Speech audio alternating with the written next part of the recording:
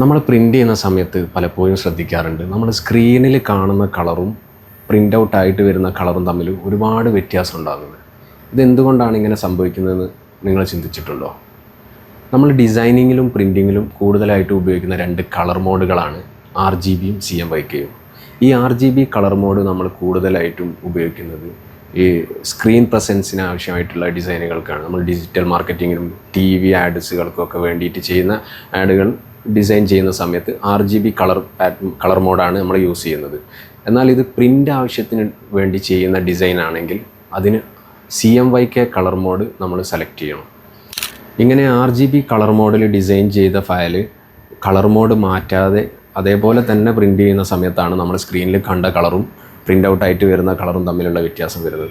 ഇങ്ങനെ വരുന്ന ഡിസൈനുകൾ നമ്മൾ പ്രിൻ്റ് ചെയ്യുന്നതിന് മുമ്പായിട്ട് RGBയിലുള്ള ഫയലാണെങ്കിൽ അതിനെ CMYKയിലേക്ക് കൺവേർട്ട് ചെയ്തതിന് ശേഷം പ്രിൻ്റ് ചെയ്യുകയാണെങ്കിൽ നമ്മൾ സ്ക്രീനിൽ കാണുന്ന കളറും പ്രിൻ്റ് ഔട്ട് വരുന്ന കളറും ഒരേ കളറായിട്ട് പ്രിൻ്റ് എടുക്കാൻ പറ്റുന്നതാണ്. അപ്പം നമ്മൾ പ്രിൻ്റ് ചെയ്യുന്ന എൻ്റെ സുഹൃത്തുക്കൾ ഈ സംഗതികളൊക്കെ ഒന്ന് ശ്രദ്ധിച്ചു കഴിഞ്ഞാൽ ഒരുപാട് വേസ്റ്റേജുകളും കാര്യങ്ങളൊക്കെ കുറയ്ക്കാനും പ്രിൻ്റിൽ നല്ല ക്വാളിറ്റി കൊണ്ടുവരാനൊക്കെ ഉപകാരപ്പെടുന്നതാണ്.